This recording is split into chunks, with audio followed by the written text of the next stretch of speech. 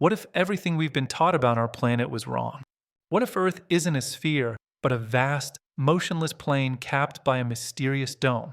For centuries, whispers suggest science, governments, and NASA conspired to hide this. Earth is flat. But if Earth were flat, how would light, gravity, and time behave as they do? Tonight, we dissect the theory, separating myth from the measurable. Welcome to Oddiverse. The flat Earth theory begins with a map, the azimuthal equidistant projection. This circular map places the North Pole at the center, stretching continents outward into a ring. It looks simple, even logical, but this map wasn't designed to prove Earth is flat. It was created in the 11th century as a mathematical projection to flatten a sphere onto paper. Even the United Nations emblem uses it, not as proof of a disc-shaped Earth, but as a symbol of equality. Stare at the map long enough, and the mind begins to believe its own eyes.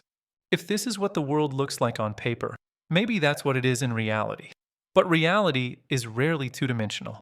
When scientists compared distances on this map with real-world flight data, the numbers didn't match. A flight from Santiago, Chile, to Sydney, Australia, takes roughly 14 hours. On a globe, this makes sense. On a flat disk, it would require the plane to fly 3 times faster than sound. Physics doesn't lie. The flat map bends reality, not the other way around. If Earth isn't a disk, what about its edge? Imagine a wall of frozen white, taller than a 10-story building, stretching endlessly across the horizon, the supposed Antarctic ice wall. Flat Earth mythology claims Antarctica is a ring of ice encircling the disk, preventing oceans from spilling into the void. Beyond it, a forbidden barrier, patrolled by guards and hidden bases. It's cinematic, terrifying, and completely false. Since the mid-20th century, thousands of people, tourists, researchers, and documentary crews have walked Antarctica's icy coasts. They've mapped mountains, drilled ice cores 2 miles deep, and documented 800,000 years of climate history. If an ice wall marked the world's edge, someone would have found it. Instead, they found a continent teeming with mystery. Antarctica does have vast ice cliffs, some 45 meters high, mirroring the myth almost perfectly. But these are not barriers. They're glaciers, dynamic rivers of frozen water flowing slowly into the sea. Armed guards protecting an ice wall don't exist. The Antarctic Treaty forbids military presence, preserving the wilderness for science. Ironically, the treaty is cited as proof of a conspiracy. The truth is simpler. The edges of the world aren't guarded. They're explored. Now, we explore the most mystical part of the flat Earth narrative, the firmament. A shimmering, crystalline dome encasing the world like a snow globe, holding the sun, moon, and stars. This idea comes from ancient cosmologies, written before telescopes or understanding of light. In those times, the sky was a mystery, appearing solid, with rain seemingly poured from heaven. But in science, what appears solid can be an illusion. We see sunlight refracted through layers of air, moisture, and particles. The heavens shimmer not because of a dome, but because of the atmosphere itself. Proof comes every sunset. If the sky were a dome, sunlight would scatter evenly, producing a uniform hue. Instead, we see a cascade of color, reds, golds, purples, caused by Rayleigh scattering, making the sky blue at noon and crimson at dusk. Stars are not lights trapped in a firmament. They are thermonuclear furnaces, suns like ours, scattered across unimaginable distances.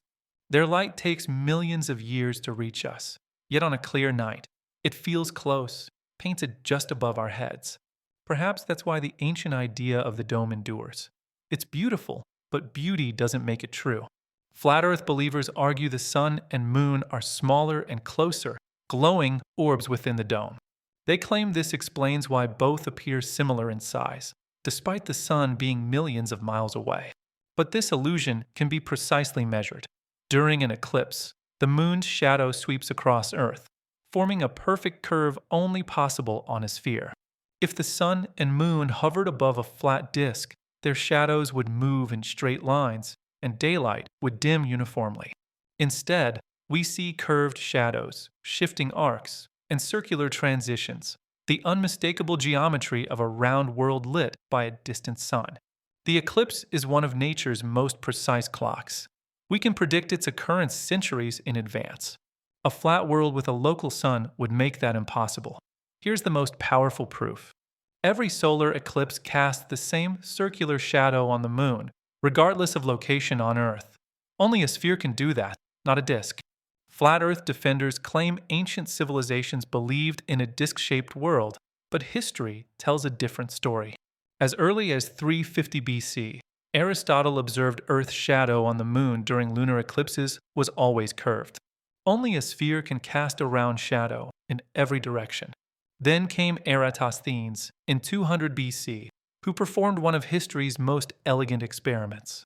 He planted two sticks, one in Syene and one in Alexandria, measuring their shadows at noon on the same day. In Syene, the sun shone directly overhead with no shadow. In Alexandria, the stick cast a slight angle. From that angle and distance, he calculated Earth's circumference with over 90% accuracy. No satellites, no computers, just sunlight and logic. 2 millennia later, astronauts on the International Space Station watch entire continents drift beneath them.